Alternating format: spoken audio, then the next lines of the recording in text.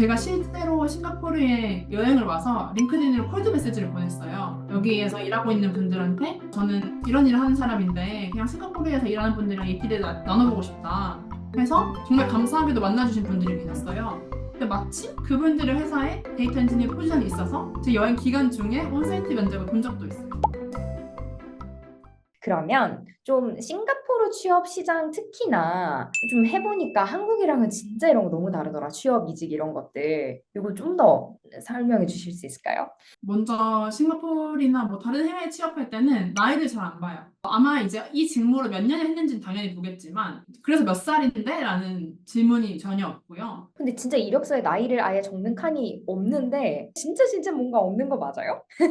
진짜 없고요. 근데 물론 학교를 적으면서 이제 몇 년도에 졸업했는지를 적는데 사실 졸업 연도가 나이를 말해주지 않을 수도 있거든요. 그래서 여러 경우가 있는데 결국에는 이제 들어오는 분들을 보면은 경향성은 있지만 채용할 때 나이를 전혀 고려하지 않습니다. 반면에 한국의 이제 전통적인 대기업들은 나이를 다시 보는 경우도 많다고 느껴지고 있어요. 그럴 수도 있죠. 네. 그럼 또 약간 전공도 궁금하긴 하거든요. 좀 전공이 되게 다양했다라고 제가 한번 전해드린 적이 있던 것 같아서 이것 좀 설명해 주세요.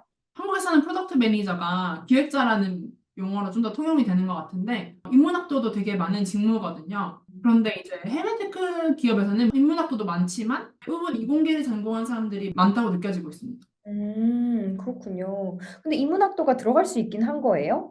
네, 물론 당연히 가능하고요. 그냥 그 겨냥성이나 아니면 그 이공계를 졸업한 분들의 선호도가 마친 테크 회사이기 때문에 그렇지 않을까. 그렇구나. 저는 약간 또 UX 하시다가 PM 하시고 막 약간 여러 가지 케이스로 가시는 것들 같아서 그 회사의 그거에 따라서 케바케인 것 같기는 하지만 그래도 한번 좀 참고해 보시면 좋을 것 같아요. 그러면은 이직하실 때 한국인으로 힘들다고 느껴지신 부분은 없으셨어요? 한국인이라기보다는 영주권이 없는 외국인으로서 이직 준비할 때 서류 통과가 되게 힘든 편이에요. 그래서 한국인들은 싱가포르 영주권이 되게 안 나오는 편인데 음, 아까 말씀드린 그 노동청에서 제안하는 자국민 고용 비율 정책 때문에 영주권이 있으면 서류 통과가 훨씬 쉽고요. 영주권자도 이제 그 쿼터 안에 들어가기 때문에 영주권이 없으면 비자 발급에 필요한 조건도 되게 까다롭고 시간도 오래 걸리기 때문에 이력서 스크리닝을 통과하기가 어려운 경우도 많습니다. 근데 그걸 어떻게 통과하셨을까요?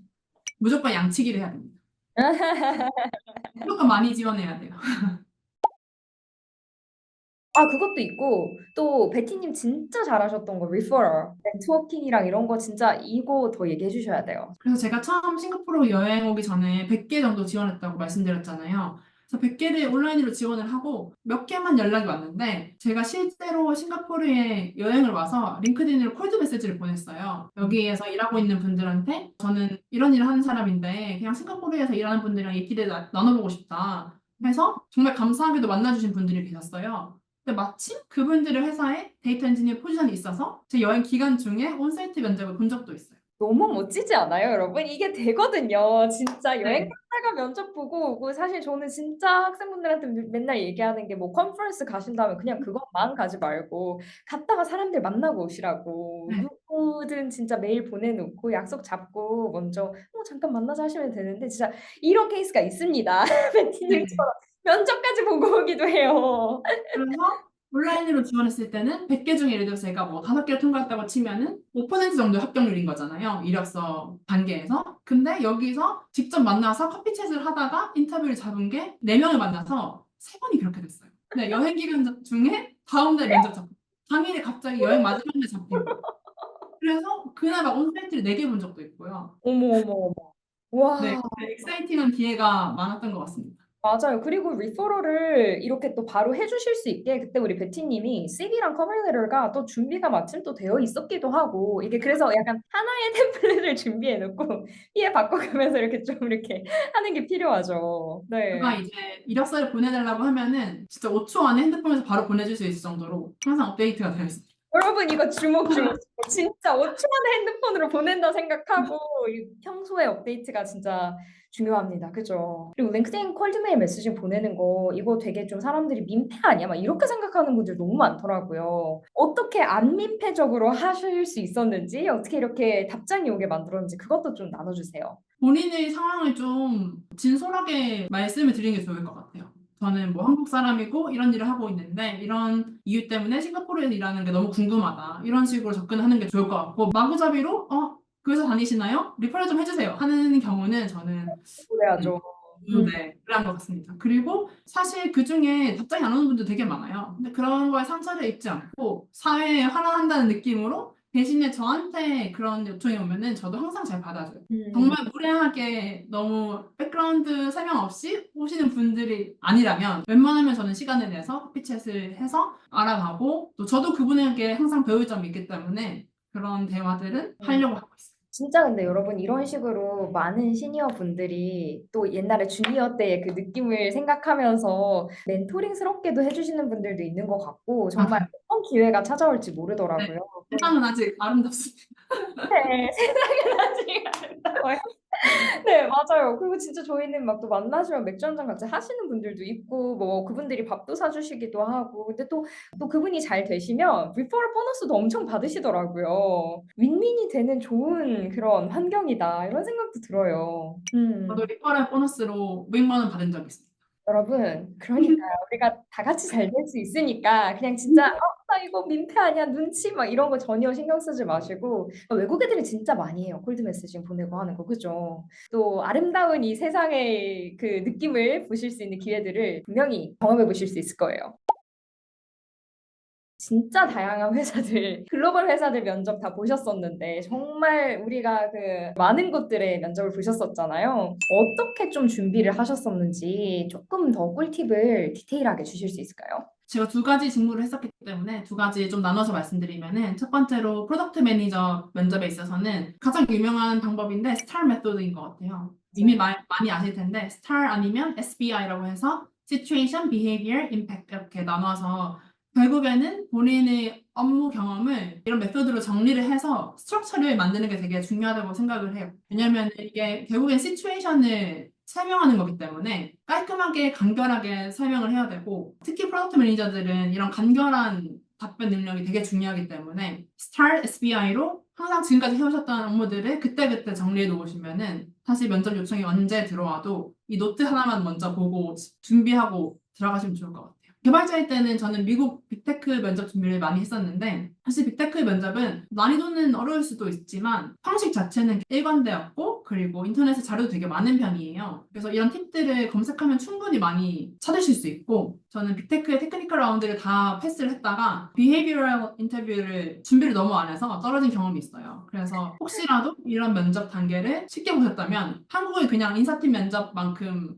간단하지 않기 때문에 신경을 쓰셔서 보셨으면 좋겠어요. 어떤 질문들이 약간 좀 난해하다는 느낌을 받으셨나요? 좀 사실 질문이 난해하다기보다는 예를 들어서 이 직무에서 하는 일이 뭐라고 생각해? 라고 음. 했을 때 사실 회사마다 그 직무가 하는 일이 되게 다를 수가 있어요. 근데 이 회사를 구체적으로 준비를 한다면은 그 회사에서 하는 이 직무의 일을 정확하게 알아야 돼요. 음. 그래서 이거를 그냥 통용되는 개념으로 대답했다가는 그 회사에서는 좋아하지 않을 수도 있다. 또 사실 그런 거를 위해서 미리 커피챗을 거기 회사 다니시는 분들이랑 맞아요. 또 알아놓고 가시기도 하더라고요.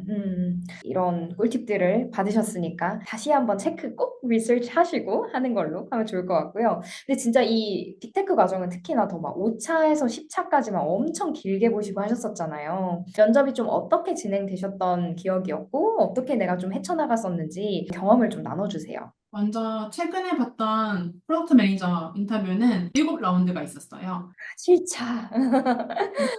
첫 번째 라운드는 리크루터랑 전화하는 스크리닝 인터뷰고요. 여기서는 리크루터가 어떤 직무를 뽑고 있는지, 제가 찾는 직무는 뭔지, 원하는 것이 매칭이 되는지를 함께 알아보는 자리고요. 이제 여기서 충분히 제 관심사와 회사의 관심사가 매치한다고 하는 것 같으면 두 번째 라운드로 가는데요. 이 회사의 같은 경우는 좀 기본적인 수학, 그리고 데이터 해석 능력, 그리고 인지 능력, 온라인 테스트가 있었어요.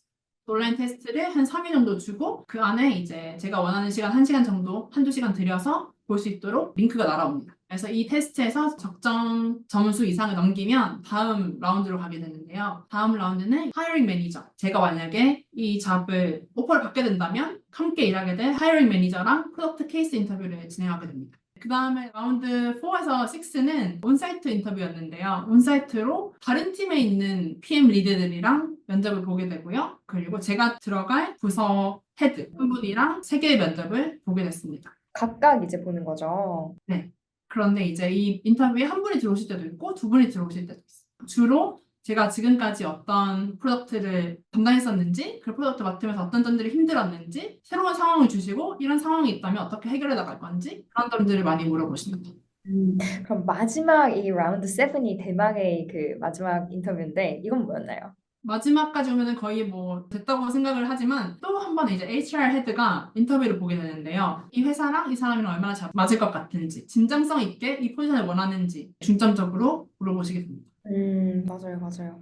근데 진짜 전 재밌는 거를 한번 경험했는데 그때 우리 베이티님이 몇 번째 면접이었죠? 라운드 어디에서 몇 번? 여섯 번째 면접에서 들어갈 부서 헤드분이랑 인터뷰를 하고 있었는데 인터뷰는 다 잘 됐다고 생각을 했어요. 근데 마지막에 제가 요즘 되게 즐겨하는 질문인데 이 포지션에 필요한 역량 중에서 제가 만족하지 못한 특정 자격 요건이 있을까요? 라고 면접이 다 끝나고 5분이 남았을 때 여쭤봤어요. 근데 그때 정말 어려운 표정을 지으시면서 다 너무 좋은데 제가 피플 매니지먼트 경험이 없어서 너무 아쉽다고 하시는 거예요. 있는데? 제가 이 부분을 설명을 드렸는데 오해를 하신 경우였어요. 그래서 음, 커뮤니케이션 하면서 약간 오해가 있으셨나 봐요. 그래서 먼저 이 부분을 남겨놓고 이 부분을 중점적으로 설명을 드렸어요. 표 매니지먼트 경험이 당연히 있고 이게 또 내 강점 중에 하나인 이유를 어필을 열심히 했고 이게 이제 패스를 했었죠. 개발자를 진행을 하시다가 PM으로 직무 전환을 하셨어요. 너무 궁금하더라고요. 어떤 계기가 있었는지 설명 좀 해주실 수 있을까요? 네, 먼저 가장 큰 이유 중에 하나는 저한테는 개발자라는 직업도 너무 좋았지만 그 직업이 제가 가진 장점을 모두 발휘할 수 있는 직업이 아니라고 생각했던 게 가장 큰 이유였고요. 저는 제가 뭐 리더십도 있고 커뮤니케이션 스킬도 되게 좋은 사람이라고 생각을 했는데 개발자로 일할 때는 물론 그 스킬이 쓰이긴 하지만 주된 요소로 쓰이지가 않는다는 느낌이 계속 들었어요. 음, 하루 종일 일할 때도 오전에 스크럼 미팅 10분 정도 하는 거? 그게 다였고, 저는 되게 사회적인 이런 관계를 중요하게 생각하는 사람인데, 회사에서 너무 그런 게 없으니까 재미가 없을 때도 있었고, 그래서 직무 전환을 생각하게 됐고, 두 번째 이유로는 PM들한테서 개발자로서 새로운 기능에 대한 요건을 받잖아요. 근데 이런 요건을 받고 보면은 제가 더 좋은 아이디어를 낼 수 있다고 자꾸 생각이 드는 거예요. 근데 그런 날들이 자꾸 자꾸 생기면서 그럼 내가 그냥 이걸 해봐야 될 것 같은데? 라는 생각이 딱 세게 들었던 날이 있었던 것 같아요. 네, 물론 실제로 업무를 해보니까 그렇게 쉬운 일만 아니었지만, 보면 또 이제 이래서 이랬구나 할 때도 있지만 네. 그래도 저 진짜 궁금해요. 그 만족도가 그래도 저는 좀 높아졌다는 생각이 들더라고요, 베티님이. 네. 어떠신지 좀 말씀해 주시겠어요? 네, PM으로 바꾸고 나서는 저는 만족도가 정말 너무 높고요. 와, 너무 좋은데요? 저는 제 인생에서 만들었던 의사결정 중에 이제 탑 3 안에 들어갔다고 생각할 정도로 네, 좋은 결정이었어요. 진짜요. 당연히 이제 앞에서 제가 말씀드렸듯이 제가 가진 강점을 잘 활용할 수 있다는 게 가장 좋은 점이었고요. 두 번째로는 기존에 제가 개발자 커리어로 쌓아온 기술적인 백그라운드가 있는데 그런 강점들을 완전히 활용할 수 있는 롤이었어요. PM으로서. 네, 이거는 제가 맡은 제품 자체가 데이터에 관련되었던 것기도 하고 제가 테크니컬한 스킬이 강하다 보니까 요즘은 PM들한테 되게 테크니컬 스킬을 강조하거든요. 그래서 그런 부분을 온전히 사용할 수 있어서 내가 이전 경력을 다 버리지 않고 직무전환을 했다는 점에서 굉장히 만족스러웠어요. 근데 이제 또 옮기기 전엔 진짜 고민이 많으셨잖아요. 왜냐면 이게 장단점이 각각 너무 또 있는 직무들이다 보니까 장점, 단점을 조금 각각 좀 꼽아주실 수 있을까요? 네, 먼저 개발자로 일할 때는 아까 일부에서도 말씀드렸는데 장점으로는 시간을 정말 유연하게 쓸 수 있는 점 보통 이제 미팅이 별로 없고 스스로 생각하고 코딩하는 시간이 되게 많아서 중간에 휴식 취한다거나 뭐 원하는 시간에 더 집중해서 코딩하는 그런 시간이 관리가 되게 유연했던 편이었어요. 단점으로는 이제 라이브 환경에서 발생하는 버그들이 있는데 그런 버그들을 진짜 즉각 해결해야 될 때가 되게 많았거든요. 저 같은 경우에는 뭐 새벽 1시, 새벽 3시 이럴 때도 처리해야 될 때가 있었고 너무 스트레스를 많이 받거나 건강이 안 좋아질 때도 있었어요. 그런 수면 패턴 문제나 압박 때문에 힘들 때도 많았던 것 같아요. 이게 또 워낙에 회사가 글로벌하다 보니까 정말 글로벌 타임존을 생각을 하면 정말 새벽에도 당연히 연락 오고 막 전화 오고 막 그런 시절이 있었죠. 근데 PM의 네. 장점, 단점 또 꼽아주시죠. PM의 장점은 제 아이디어를 마음껏 펼칠 수가 있어요. 음. 제가 개발자일 때 예를 들어서 한두 개의 기능을 심도 있게 개발하는 시간에 PM이 되니까 그냥 같은 시간에 8개에서 10개 정도의 기능들을 제가 아이디어를 디벨롭하고 제안하고 또 설계하고 하는 게 저는 정말 재밌게 느껴졌고 제가 만드는 임팩트 그리고 회사에 만드는 기여도가 훨씬 커진 느낌이었어서 그래서 자아 효능감이 굉장히 높아진 기분이었습니다. 그럼 단점은 어떤 게 있다고 느껴지세요? 네. 단점으로는 이제 이런 피처 기능들을 제안하고 발표하고 또 개발자랑 소통하고 유저들도 인터뷰를 해야 되고 정말 많은 업무를 커버를 해야 되거든요. 이렇게 많은 업무들을 커뮤니케이션을 하다 보니까 회의가 너무너무 많고 그래서 업무 시간이 굉장히 효율적이고 또 빽빽하게 써야 하는 게 좀 힘들 때도 있어요. 회의가 진짜 많군요. 그래서 개발자일 때는 시간을 좀 더 자유롭게 관리하면서 대신에 야간에 일을 해야 될 때도 가끔 있었다고 하면은 PM일 때는 뭐 제가 새벽에 전화를 받거나 하는 경우는 없지만 업무 시간 중에 정말 빽빽하게 쓰고 있습니다. 그래도 또 우리 베티님이 잘하시는 거는 막 개발자들과의 소통은 진짜 끝내주게 하시는 PM일 것 같기는 한데, 뭐 어떤 측면에서 내가 좀 이런 커뮤니케이션 잘했다 이런 느낌이 있으셨나요? 네. 그래서 개발자들이 노곤하고 할 때가 되게 많아요. 많은 PM들을 걱정 네, 저희 안 된다고. 있어요, 한국에. 오늘도 개발자가 안 된다고 했다, 막 이런 책이 네. 그래서 있어요. 그런 얘기 사실 되게 힘든데 이럴 때 사실 개발자들도 어떨 때는 깊이 생각해보지 않고 노라고 할 때도 있어요. 아니 뭐 사람들이 완벽할 수는 없으니까요. 그냥 저도 일단 안 돼요라고 할 때도 있고 그래서 이런 노에 대해서 좀 더 이해를 해야 되는 시간이 필요한데 개발자들이 노라고 할 때 다른 대안을 제시하는 거를 되게 잘한다고 생각을 하거든요. 그래서 개발자들이 이렇게 이렇게 해서 안 돼요라고 하면은 그러면 이렇게 해보는 건 어때요? 이렇게 해도 내가 원하는 거를 이룰 수 있으니까 네, 그래서 그런 대안을 제시해주면은 개발자분들도 되게 행복하게 같이 일하시는 것 같아요. 내가 개발해야 될 범위가 막 확 줄어든다거나 이러면은 너무너무 행복하죠, 진짜. 네. 근데 좀 약간 걱정이 있으셨잖아요. 그러니까 이건 옮기기 전에 고려하셨던 사항이었던 것 같은데요. PM으로 올라갈수록 뭔가 엔지니어보다 자리가 없는 건 아닐까 하는 걱정도 있으셨던 것 같은데, 요거는 혹시 동일한 생각이 드시는지 PM 업무를 해보니까 그래도 고를 했었잖아요. 지금 어때요? 네. 그 점은 그때 제 생각도 맞았던 것 같아요. 생각해보면은 회사 내에서 PM 한 명의 개발자가 적게는 뭐 2명에서 많으면은 20명까지 될 수도 있는데 제가 혼자 PM이었을 때 개발자분들 16명 있었거든요.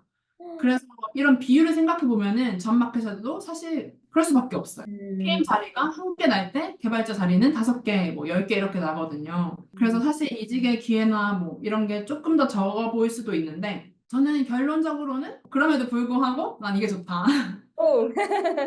더 행복하니까 저는 네, 너무 좋은 것 같습니다. 약간 irreplaceable한 인재랄까요? 좀 약간 대체 불가능하게 나의 PM의 포지션을 계속 만들어 갈 수 있으면은 사실은 그거는 또 뭐 너무 걱정할 필요는 또 없을 것 같기는 해요. 왜냐면 내가 너무 이렇게 커뮤니케이션을 잘하고 개발자로 할 때보다 더 좋은 성과를 낼 수 있으니까. 그래서 어쨌든 요거는 뭐 pros and cons가 있지만 또 적절하게 고려해보고 자기 성향에 맞게 판단을 하셔야 될 것 같기는 해요.